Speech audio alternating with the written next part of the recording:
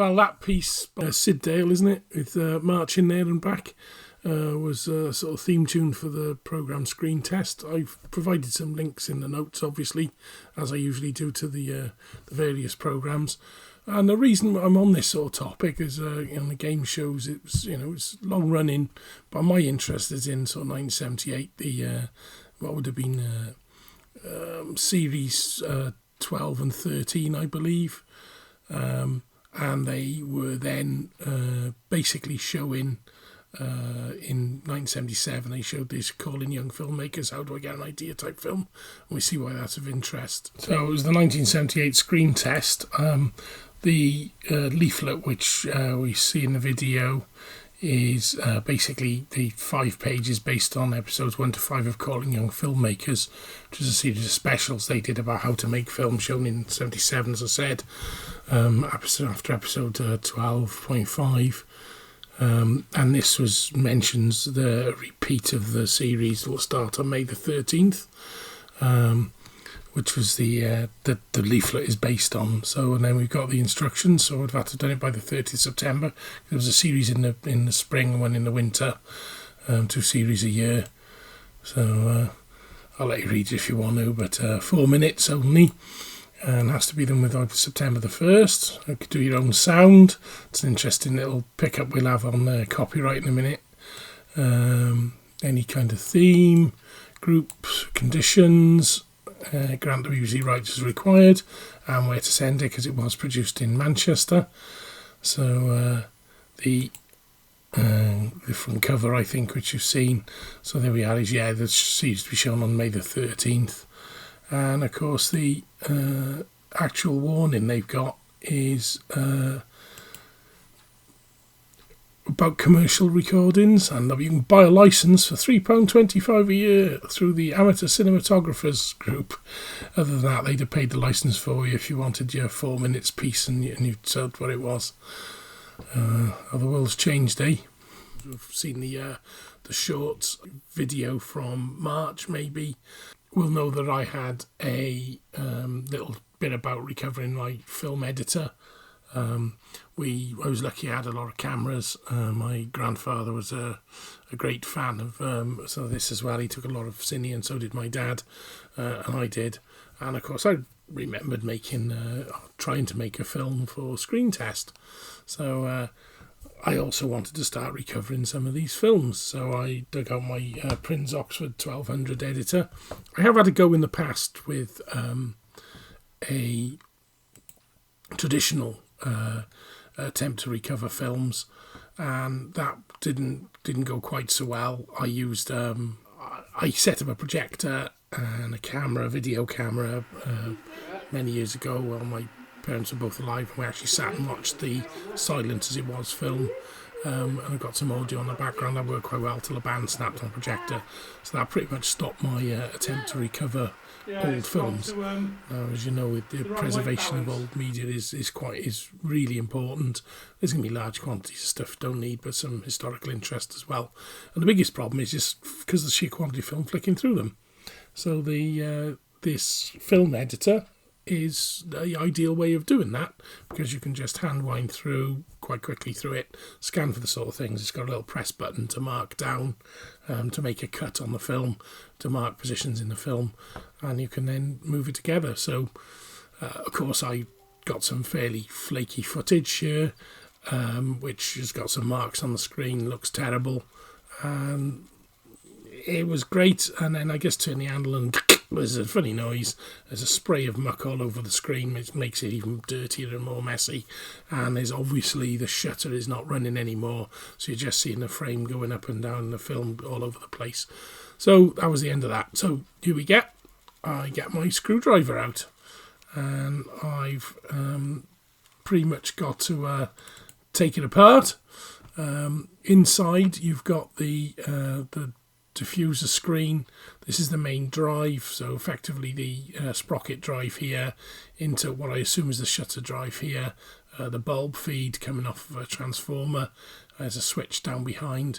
You can see the mirror assembly here, so basically there's a lens focuses on this mirror, up to this one, across to this, and then over to here. So it's a bit closer look at the drive mechanism. That's an interesting view of the, you can see the angle of the transformer. And another one, just a bit detailed, you can probably see the mirrors quite clearly here now. This isn't actually anything, this is just the back of the metal plate on the front, and that's the on-off switch. So you can imagine what happens next is I need to find out how to fix the thing. So, well, here we go, let's see what happens. So looking at the part, I think the actual issue is in here, where you can change over the settings from, at the moment it's set to standard 8, and you can see the little S in there, and you can flick it around to Super 8. Now in either position you can see the light coming through the there. If I rotate the, I don't know if it's bright enough light you can see it, but the reality is if you should be able to see that flickering through, and you just end up with this horrible grinding noise, and the actual image was covered in like an oil or spray on the, so I'm suspecting the image that's underneath there that's formed is actually there's something's gone in there, so basically the shutter is not flipping over at the rate, because it'll be a different rate for standard and Super 8. The focus wheel is quite clever how it works. So basically it just releases this spring which allows the lens to go up and down, which of course will look onto the mirror. So I suspect the lens needs a clean, and let's hope we can repair what's inside here. So I'm going to take it apart and try and look at it. I'm wondering whether this faceplate comes off and we can just get that out. I don't know. We'll see.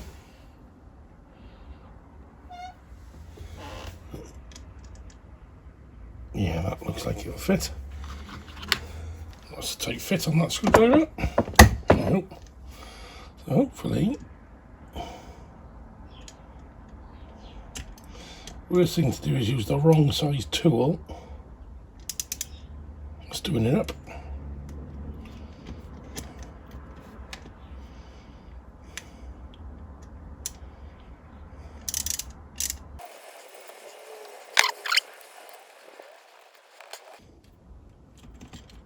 Okay, that allows me to, I could have done this without taking the whole thing apart, but looks of it, maybe? I don't know. Ooh, tiny little screw spring there. I'll get that out before I lose it. Yes, there we go. I wonder if the lens has to come off to release that. Probably.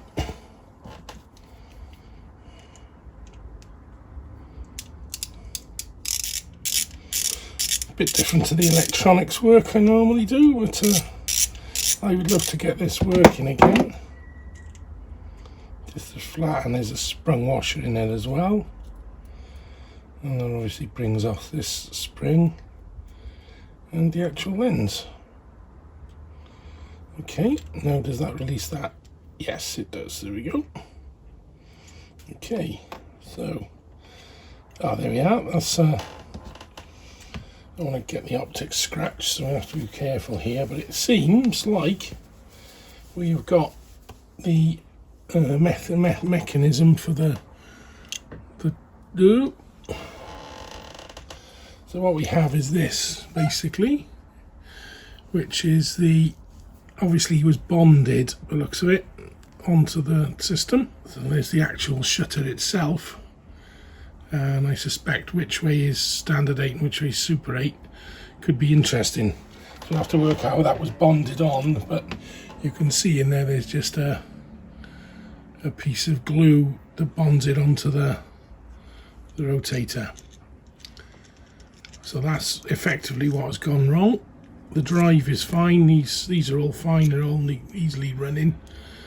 So I could have possibly done this without removing it out of the case.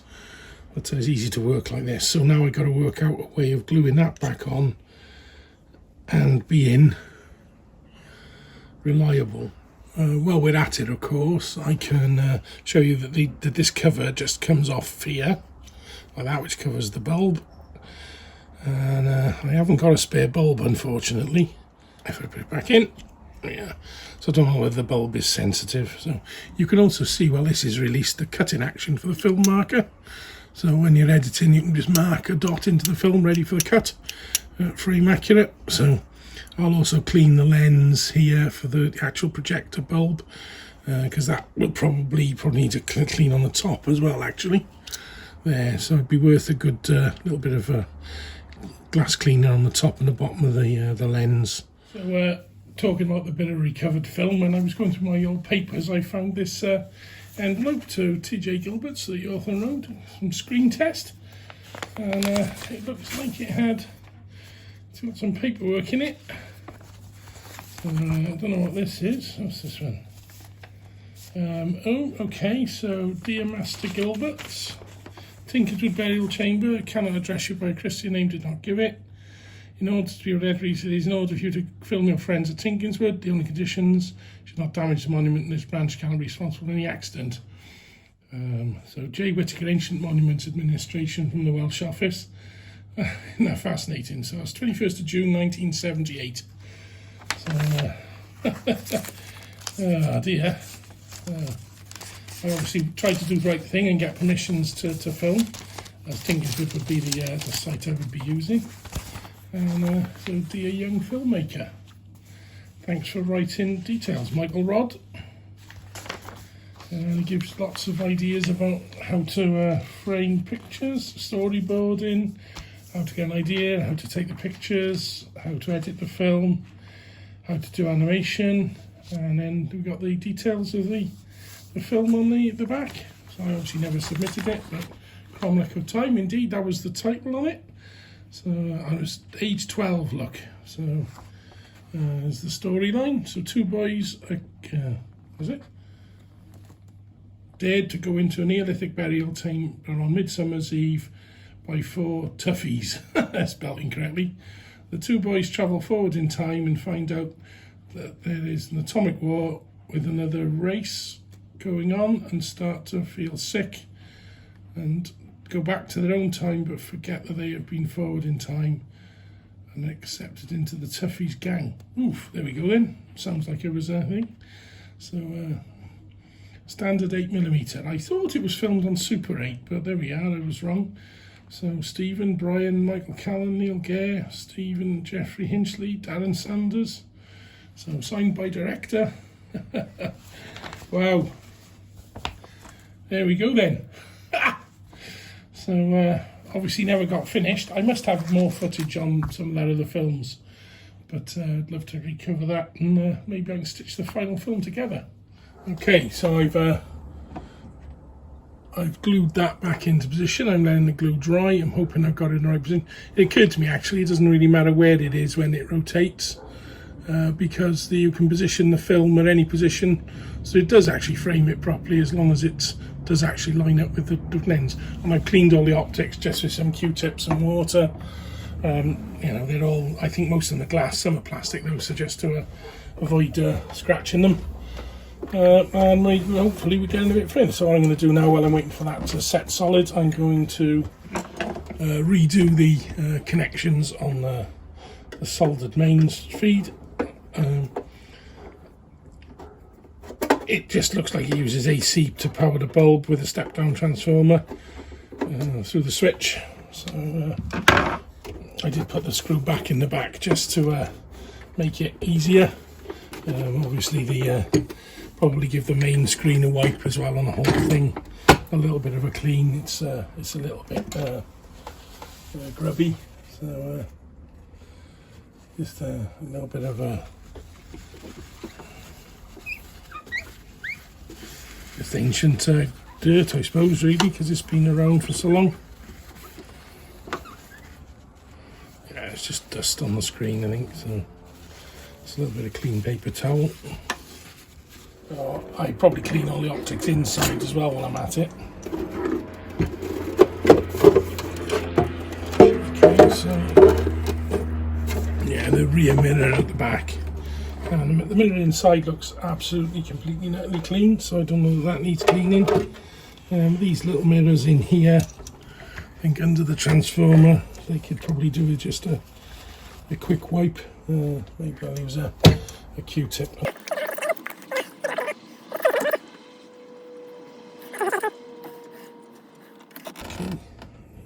That's a diffuser on the back, so it doesn't really matter if it's clean or not. It's just a matter of making good these connectors now. I'll leave the existing one on there, but I'll rejoin this with a new bit of shrink wrap as well. Okay, so let's clean up these wires now. Seems this is permanently powered when you plug it in, which is interesting. But I've just hooked up the actual mains is directly onto the bottom of the transformer. So although the transformer's always running, the output is the switch side of it. So I've hooked up a multimeter on AC. I just wondered what the actual voltage is of the bulb. So about 7.8 volts AC. Interesting. There we go. That's what's actually working. So I'm going to unplug it again now for safety. And of course there is no fuse, so one of the things I'm going to look at in the plug is to make sure there's a reasonable size fuse in there. Oh no, it's a 13 amp fuse in there.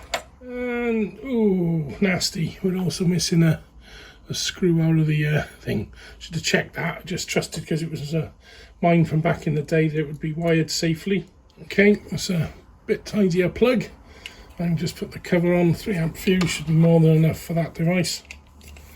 Put the cover on the plug. It really is vitally important you get these safety measures right with this old equipment. I should have checked that before I started. Yep, still getting 7.8 volts, perfectly good. Okay. There we are. So now I can do the soldering and tin off those leads. And hopefully the glue will be set well enough now that I can try it. Okay. Piece over the blue one as well. Put a little bit of yellow ready to go on. Okay, we should be able to join together and then the heat shrink put on them. I might reassemble this before I do it though. It's still fallen off and it seems to be rotating fairly straightforward. Okay, let's try putting this back together first then. So I should be able to put the little spring in the end already. So I should be able to drop that into the over the top of it. And that should be able to move between that position and that position, which it can. So I can put the faceplate back on. So need to go in that side, okay. As I have cleaned all the optics up ready. From super to standard 8. Regular, super 8. Regular, okay. So next thing now is to put the lens back together. So the lens drops in the bottom here. I think I have cleaned the lens inside and out. Straight rather than cross-threaded. There we go, that's fine. So that moves the lens in and out, which is cleaner. And hopefully now, I should with the light there. Well, yeah, well, I can see the flickering now. I don't know whether you'd be able to, but you can actually see the... Okay, so I'll solder the connectors back on. And I should be able to put this back together. And maybe even be able to see a film again.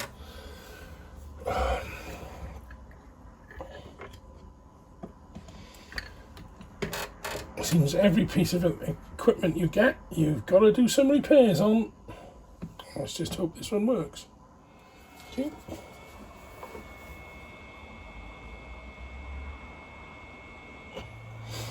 Now I can reassemble the connector. So this just goes in there, which fits in. I think I need to clean that mirror at the back though, that does look a bit grubby. And I think that is used as one of the mirrors, so I haven't cleaned that, which is a bit of a pain. But I will do that next. There we go, what's this? That's a bag of bits. Put all the bits in a bag, because I took it apart yesterday. You can't lose the bits, can you? In theory. Let's get this screwed in. Which, I'm not very good with my left hand, but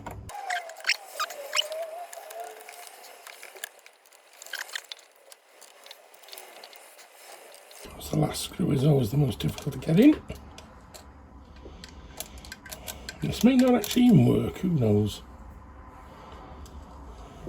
It's not a magnetic screwdriver, unfortunately. I don't like the Is this one slightly magnetic? Yeah, it is. There we go.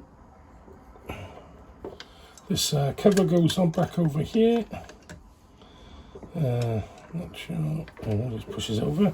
The hot shoe thing here, I think, must be for maybe an audio add-on, I assume. Right, let's get that mirror at the back cleaned. We need to get a little bit more. We've got a little bit of water left.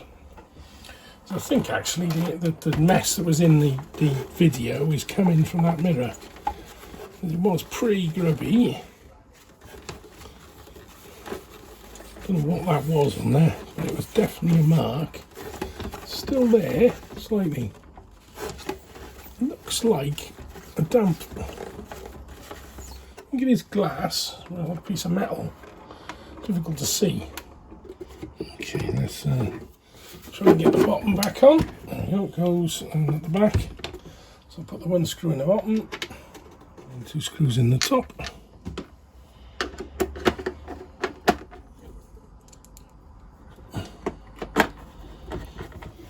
So there is the unit now, hopefully repaired. It's fully out. Simple test. Let's turn it off a minute, plug it in, turn it on. Basically now, as I turn the wheel, I should get some flickering. Yeah, hopefully you can see that. So that's a start. So, but can we put, and you can see the dots that have come from whatever's on that mirror. It's a shame that's not a glass mirror, but I could clean, or maybe a glass mirror with some of it being damaged, mightn't it? So I believe it comes off of the source that side. Yep.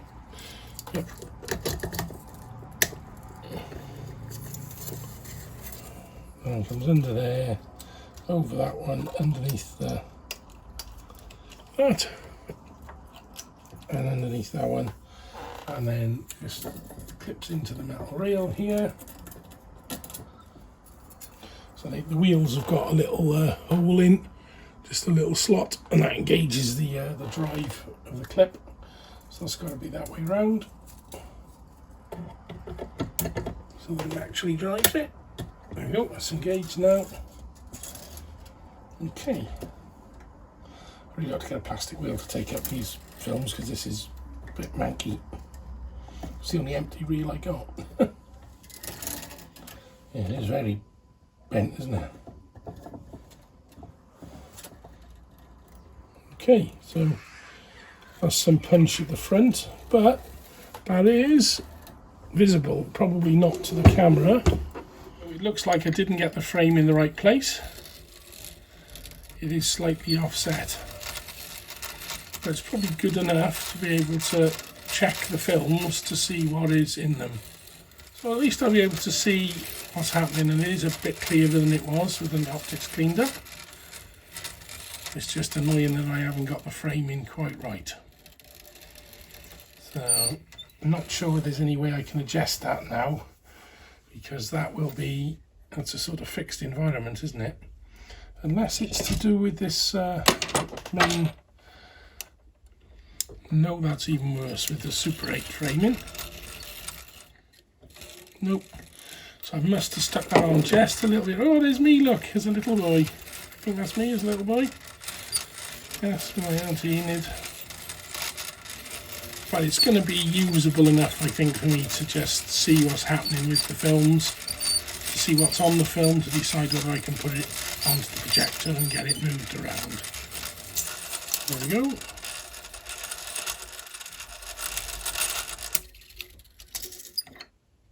So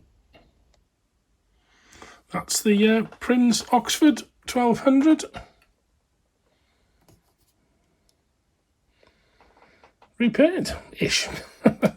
Just so you can see how it's done, you basically download the film and you can just rewind quickly then and rapidly.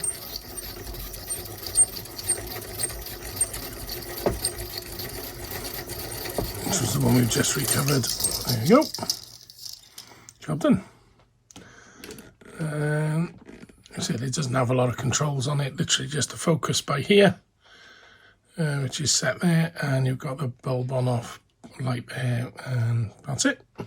So most of the tapes have got the standard bit in the middle, which will fit in the straight away, and then the others that don't have that have got a wider hole.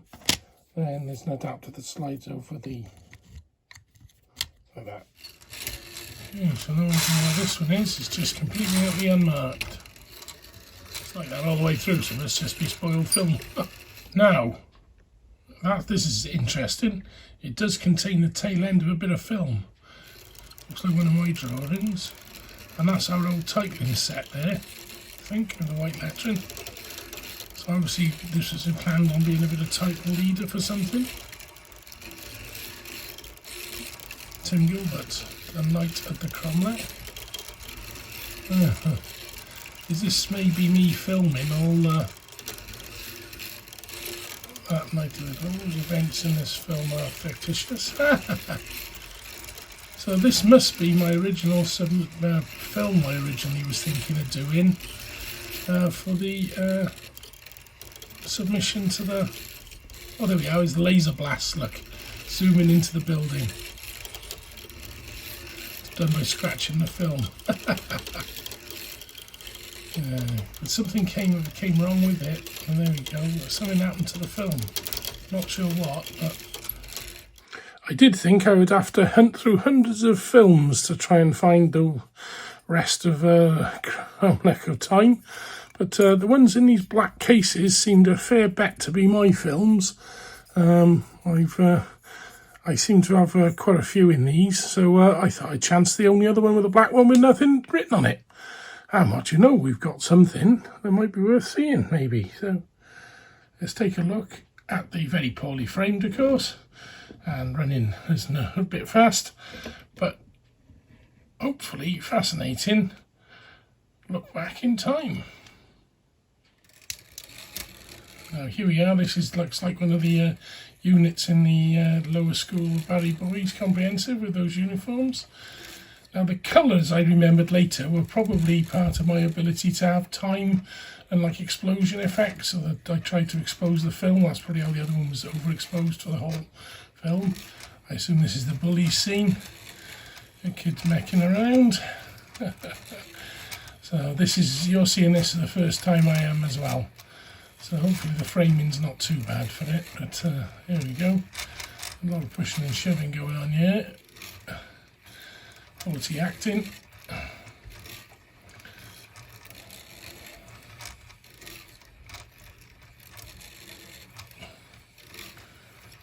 And a Tinkinswood burial chamber.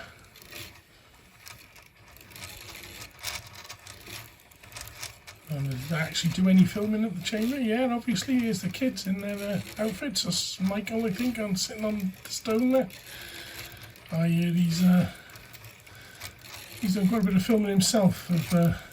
Last I heard, he's hanging out of helicopters taking film. So dark inside the place.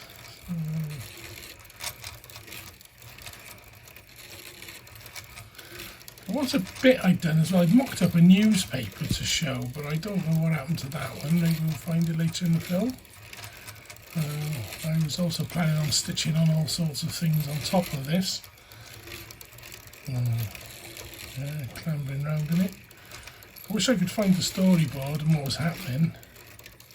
I was obviously thinking they'd seen something above them. Obviously meant it in the data film.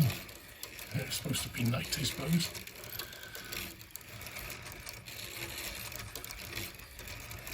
Probably plenty of video footage of the darkness for me to be able to do some special effects on it. I obviously hadn't finished editing it together. There we go, Is that the end of the film? Oh my goodness, no, it's the bright light's overexposed again. I think these were meant to be an effect I was doing. I just filmed a lot of footage of the darkness.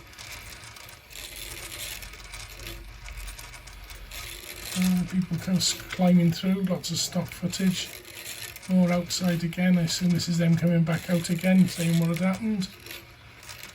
Maybe? No. There we are, it's the end of the film. Must be all of them saying, well, you're good enough, boys, you did it. You went in there. Obviously took another shot. I'll have to edit this together. I took it again, did I? Yep. And I'll take two of the same scenes. Walking away. And maybe I wasn't happy with the opening scene. Yep, no, we redid the opening scene, obviously. Someone tripping up. Going in. Was I not happy with that for some reason? Another leather jacket. Oh, what's that? Was some sort of Louvre doors. Just stop that as a frame. Bits and pieces coming out now. And black film again.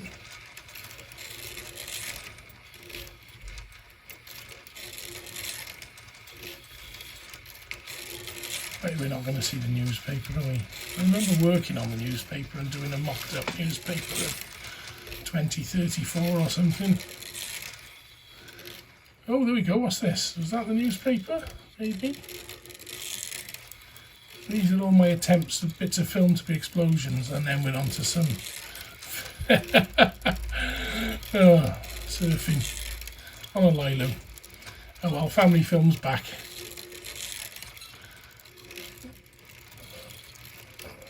Barry Island somewhere, isn't it? I think. Is it? No, it's abroad somewhere. I don't know where I live. It must be Spain somewhere. And that is the end of the film now. Oh well, a little bit more of Cromlech of Time has been recovered. Because of the alignment problem, I did have a quick look on eBay, and I found a rather beaten up Prinz Oxford 1200 for sale, reasonably priced, so buy it now. So I had that shipped, but it is quite beaten up, and it's very... I did wonder whether it might just work out of the box. It does, but the visuals are incredible. They're properly framed, which is a good start, but they're very dim. Either the bulb in it is not the right one, or the optics are very dirty. It's obviously like quite a lot of water damage to it. It did have a 3 amp fuse in the plug though, so it was reasonably safe to use. So I think I shall investigate, seeing if I can swap the head over and clean the optics in it very carefully, not to displace that, and check the alignment of the thing and see if I can get a slightly better alignment as another project. So catch you soon on the next video, and thanks for joining me on the journey. I'm Tim Gilbert, and this is my channel on retro computing.